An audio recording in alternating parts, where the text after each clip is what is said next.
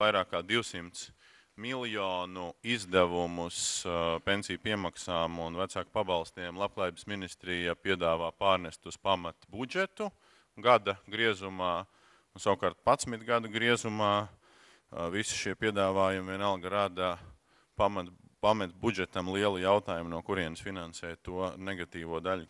Mēs šobrīd dzīvojam apstākļos, kad mums ir nepieciešama fiskālā konsolidācija jau nākamgad un aiznākamgad. Un šī budžeta deficīta uzlabošana ir vajadzīga par 400 miljoniem latu, vismaz. Un tieši no šāda aspekta raugoties, mēs šobrīd šo diskusiju gājām, cerot ieraudzīt priekšlikums, kas palīdzēs uzlabot budžeta fiskālo pozīciju jau 2011. gadā un 2012. gadā. Diemžēl ir lielas bažas, jo no šiem priekšlikumiem mēs neko tam līdzīgu, diemžēl, šobrīd neredzam. Jā, man katrā ziņā pārsteidz Latvijas bankas pārstāvja teiktais, jo Labklājības ministrija nav droši vien vienīgā ministrija, kas tagad konsolidēs valsts budžetu par 400 miljoniem latu, un tos priekšlikumus, acīm redzot, Latvijas banka nav īsti izvērtējusi to sistēmu un sistēmiski, kā tas viss izskatās, cik kuram ir cik liela, teiksim, tāpat pensija. Šeit mēs redzējām arī, vai dzirdējām, pareizāk sakot, pietiekuši daudz citus priekšlikumus. Un konsolidācijas dēļ sajaukt sistēmiski, manuprāt, ir ļoti nepareizi. Skaidrs, ka vienošanās starptautiskā aizdevuma arī paredz, ka vismaz jūnijā lielā mērā būtu jābūt skaidrībai, kas tad īsti notiek ar šo visu jomu. Un tomēr izlasot visu šo, man tāda skaidrība nerodās. Man tāda sajūta rodās tāda, ka tad, kad darbā noguris tēvs dzied šūpuļdziesmu bērnam, lai tas aizmieg, tēvs aizmieg pirmais. Ja? Jo vienkārši ir pārāk noguris, vai arī, teiksim, mēs tādas vēlamās lietas uzdodam par esošajām. Gribēju pieminēt arī to, ko teica Krauka kungs, kad droši vien ar tiem dokumentiem ir jāiepazīstās, ko mēs izsūtījām vairāk, un tad to izvērtējumu tiem mūsu iespējamiem risinājumiem mēs esam parādījuši pēdējā slaidā. Tā kā tas ir izvērtēts un aprēķināts diezgan precīzi. Izteikumi, ko pateica Kaistovsakungs vai Kābļakungs, viņi rāda tikai to, ka cilvēki nav delegēti sociālo darba lietu komisijā. Diemžēl to viņus nav, ja, un līdz ar to viņa izteikumi, tādi, kādi viņi, kuri nav bazēti uz tiem zināšanām, kuri mums ir strādājot katru dienu sociālo darba lietu komisijā.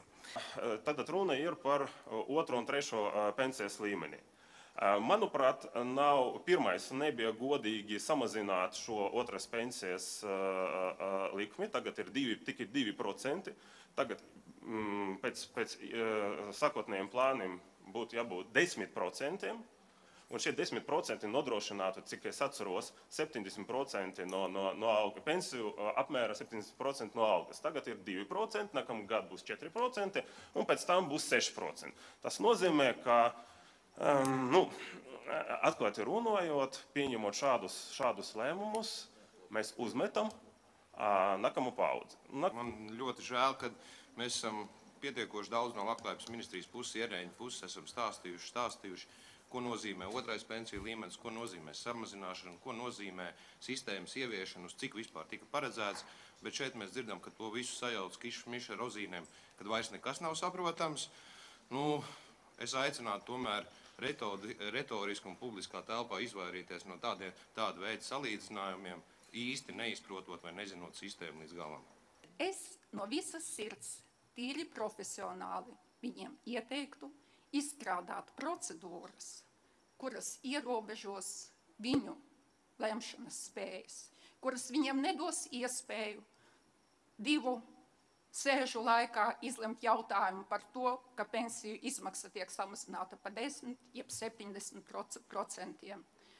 Uzliekat 18 mēnešu spēkā stāšanās brīdi, es nezinu, uzliekat 2/3 atbalstu šitajā parlamentā.